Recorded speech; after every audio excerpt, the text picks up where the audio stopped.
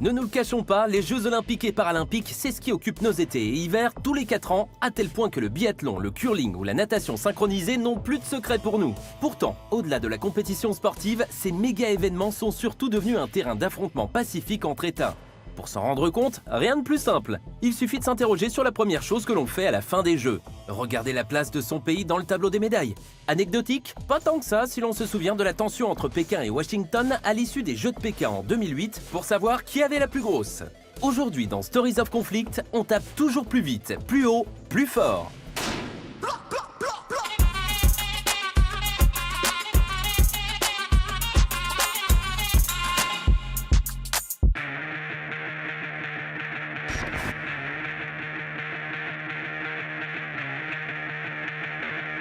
À l'origine des JO, les cités grecques. Il est difficile de dater avec précision l'apparition de la toute première compétition entre ces cités-États. Toutefois, les premières traces écrites font mention des Jeux d'Olympie datant de 776 avant Jésus-Christ. Au fil des années, on assiste à la naissance des Jeux panhelléniques, c'est-à-dire d'autres compétitions organisées par différentes cités comme Delphes, Corinthe ou Némée qui rythment le temps grec. On ne parle dès lors plus en années, mais en Olympiade qui désigne donc une durée de 4 ans. Ces compétitions continueront à rythmer les temps grecs jusqu'au 4e siècle après Jésus-Christ, étant ensuite interdit par le décret de l'empereur chrétien Théodose en 393 après Jésus-Christ. Rubans, palmes et javelots sont rangés au placard pendant plus d'un millénaire.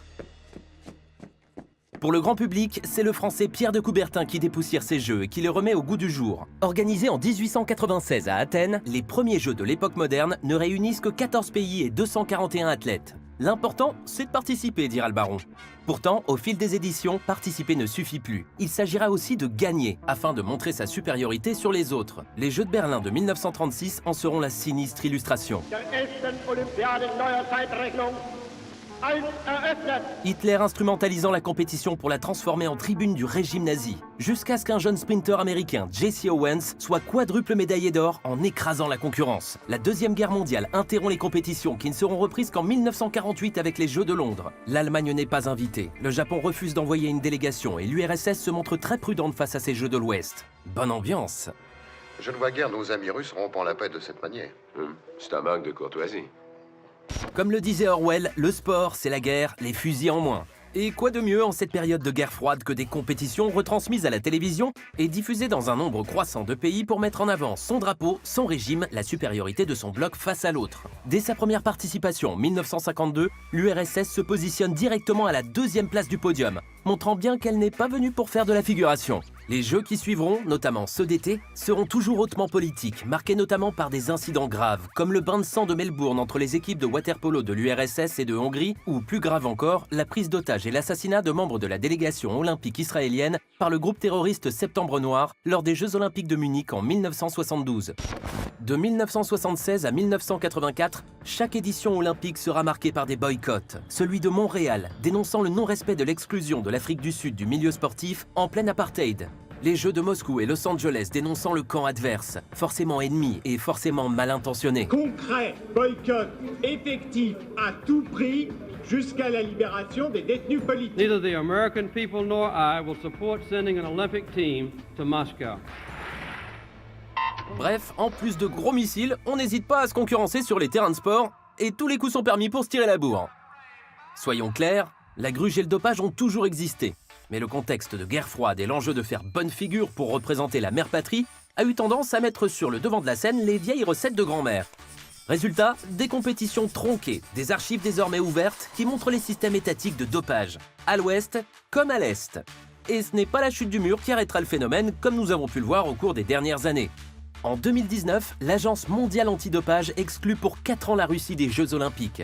Pas de bras, pas de médaille en chocolat. C'est le bad buzz pour Poutine. Mais si tu vaux rien sans ta médaille, tu ne vaudras pas plus avec. Car oui, le sport, plus que jamais désormais, fait partie du soft power. C'est un outil de diplomatie à part entière. Nombreux sont les pays qui veulent être au centre de l'attention pendant 2 fois 15 jours. Et les pays à forte croissance ne s'y sont pas trompés. Entre 2008 et 2022, le Brésil, la Russie, la Chine accueilleront 50% des Jeux d'hiver et d'été. Avec une mention spéciale à Pékin, qui pour la première fois dans l'histoire, accueillera Jeux d'été et Jeux d'hiver. Pour faire sa place à la table des grands, ça se bagarre sec. Ou plutôt, ça se bagarre et sec. En effet, depuis plusieurs éditions maintenant, les villes et les pays ne se mobilisent plus autant pour organiser ces Jeux. En temps de crise économique, l'inflation des budgets d'organisation et les images des infrastructures si coûteuses laissées ensuite à l'abandon, les fameux éléphants blancs, ressemblent pour certains à une course à l'échalote absurde. Être au centre du monde, oui, mais pas à n'importe quel prix. Par exemple, l'édition d'hiver des Jeux de 2022 aura vu pas moins de 4 villes retirer leur candidature en quelques mois. Bref, les Jeux sont un lieu de compétition géopolitique où, en fonction des périodes, les tensions s'exercent, les pressions se font plus fortes. Pourtant, il n'en demeure pas moins que les JO, ce sont aussi des moments, au final, pas si nombreux, où les nations défilent ensemble, voire sous le même drapeau, comme ça a été le cas entre la Corée du Sud et du Nord lors des Jeux de Pyongyang, où une trêve olympique est décrétée. Pas toujours respectée, ok, mais tout de même, où les sportifs et sportives deviennent nos héros sans armes, au moins le temps d'une compétition. Les Jeux de Tokyo 2021, avant même d'avoir commencé, resteront dans l'histoire pour avoir été les premiers à être décalés en temps de paix, pour cause de crise sanitaire. Candidature présentée au lendemain de la catastrophe de Fukushima, cette édition illustrera plus que jamais le jour d'après. Quant à Paris 2024, nul doute qu'ils auront leur lot de rivalités géopolitiques. La guerre économique Chine-USA se déclinera sur les tatamis. La Russie fera probablement un comeback vénère dans l'octogone. Et la France jouera sa carte d'irréductible gaulois. Alors, messieurs, dames, faites vos jeux car rien ne va plus.